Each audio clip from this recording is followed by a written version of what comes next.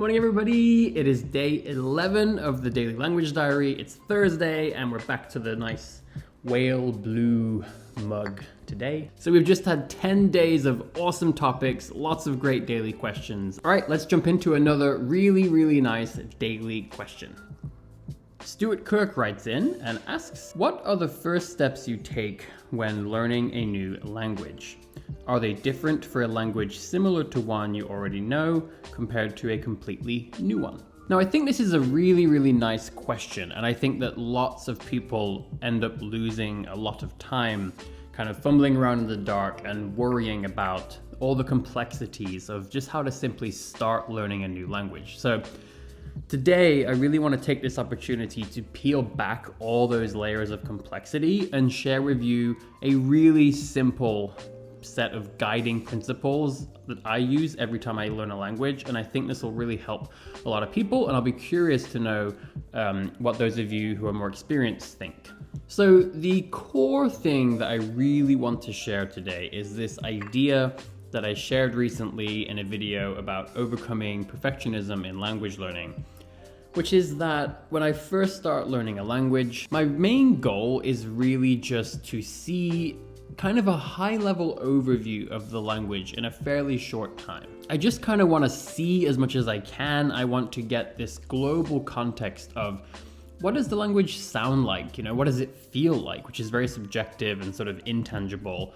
But also I want to get exposure to lots of common words. I want to get exposure to most, if not all, of the sort of core grammatical components or structures. And the most important part of this is that I'm not going to try to master any one of these things. Now, that does not mean I will not try to do well. I will really try my best to pronounce things accurately. I'll be repeating out loud constantly, sort of beginning to train my mouth to say the sounds. I'm going to be trying my best to understand the grammar and to sort of take in explanations, and I'm going to try to remember words. But the key is that it's okay if I don't fully understand something in that moment. It's okay if I forget things. It's okay if I get something wrong. Because again, what I'm really trying to do at this stage is just see everything. So let's talk about exactly what I mean by this. I'm going to start with a few concrete examples for you, and then at the end, I'm going to give you two analogies that I think are really helpful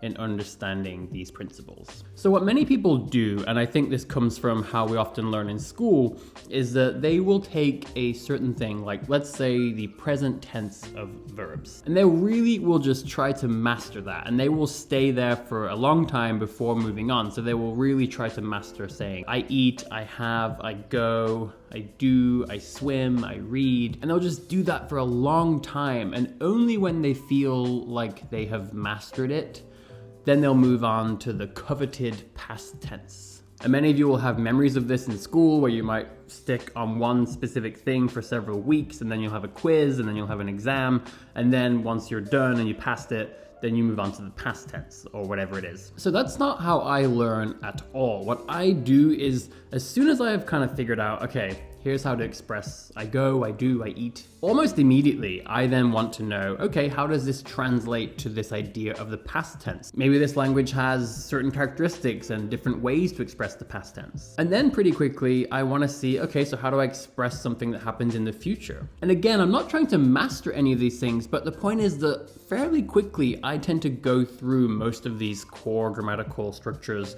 core verb conjugations, if they have them. I'll see most of the really common words. And what this does for me is it means that when I get done with this, I've already seen most of the really important stuff. I haven't mastered how to say something in the passive voice or how to express a conditional sentence. I haven't memorized thousands of words yet, but I've seen all this stuff, right? And so if I then move on and start studying authentic content, so in French, for example, I began by really just breezing through the Assimil French book. And this gave me a really nice overview of most of the really core things in French grammar, a lot of French vocabulary. And when I finished that book, I remember distinctly that I was quite confused about like the sort of conditional versus the future, and I would often get them mixed up. I certainly didn't feel like I had a really solid understanding of many of these things. But what I then did is I went on to read Le Petit Prince, a really famous book, The Little Prince, and everything after that point simply became an exercise of reinforcing everything that I'd already seen. So every time I would see the conditional, right, or the future, sometimes I would remember it and it's like, right, that's it. But often I would forget, I would look it up, I would check, okay, cool. I reinforced it. And I would just go through, and by the end of reading that book, I felt really, really confident with many of these things that hadn't fully made sense to me when I was learning them in a textbook, but now through this process of constantly not just reinforcing through repetition, but also seeing all these different components of the French language in context, in different contexts, different sentences.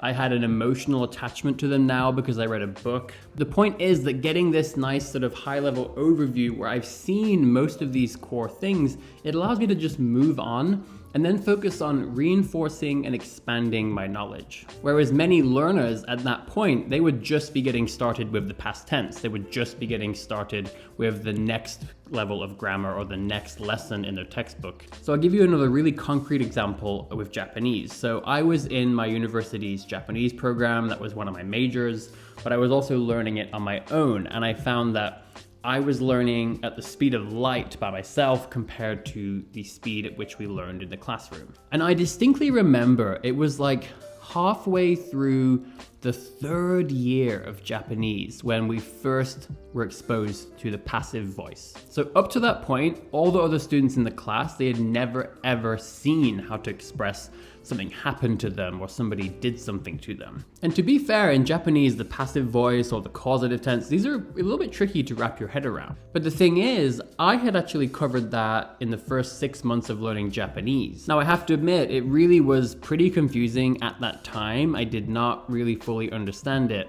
But over time, as I was constantly being exposed to it, as I would constantly see it come up over and over again, whether it was a podcast I was listening to, I used to do these little romantic podcast drama series in Japanese, or it could have been TV dramas, it could have been books I was reading. The point is that over the course of time, I was just constantly reinforcing and it just became fine. I just understood it. And that happened like at least a whole year before everybody else even saw it for the first time.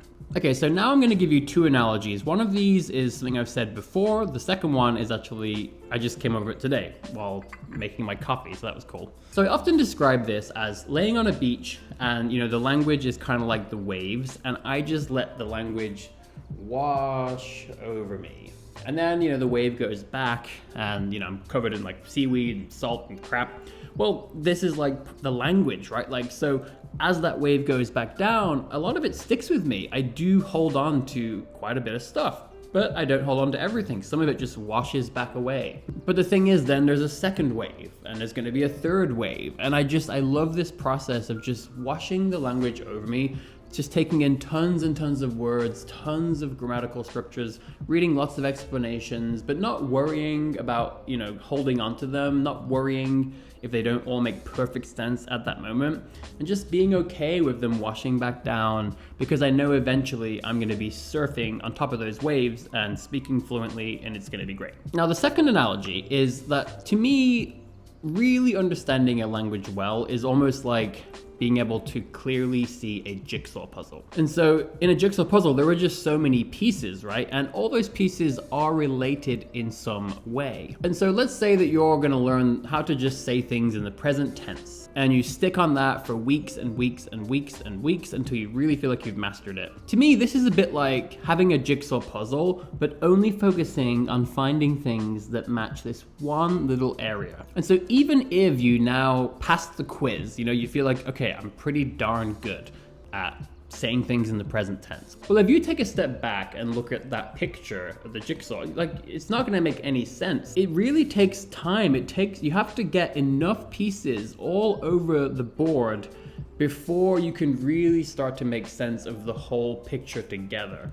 And that's how it feels for me learning a language. I know there are certain things even at the basic level, that are just not gonna make total sense until I actually reach a pretty high level in the language. And it's gonna be a gradual process. It's like every time I go through and every time I get better, things are gonna just start to make more and more sense. But so in the initial stages, I'm just putting lots of pieces all over that puzzle. Some areas will make more sense, some areas will still be a bit vague, but I'll have kind of a general sense. And if I take a step back and look at that picture, I'll be able to see like, okay, I see how this works. There's some sky over here that looks like a building. This looks like there's some kind of boat on the water, and this is like, you know, and then after that, you're just filling in all the pieces. And sometimes you'll have a breakthrough moment where you fill in that one piece and suddenly that whole area makes perfect sense. So I hope this is helpful. Just to recap really quickly, the general principle is just,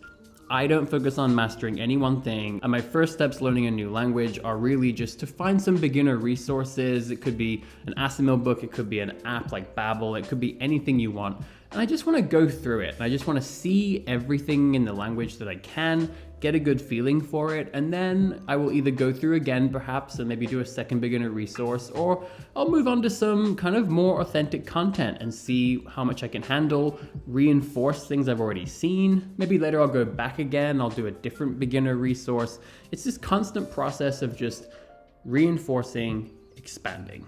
And to answer your last question, Stuart, I do this more or less the same way, even if the language is really different or if it's really close. The difference for me is that when I wash things over me and I take in tons and tons of words and grammar, if the language is really close, then a lot more of it just sticks very quickly. Same thing with the jigsaw puzzle analogy. If the language is very similar to what I already know, it's almost like the jigsaw puzzle already has a lot of pieces filled in. So as soon as I begin the language, it already kind of makes sense. And I'm like, oh, interesting. I've seen this before. That looks familiar. Whereas a language like Chinese for me is almost like just a completely blank picture. Okay, I really hope that helps. I think this is such a nice question. Thank you for asking, Stuart. And tomorrow we have a really good question that is a great follow-up to the sort of later stages of learning a language. See you then. Have a wonderful Thursday.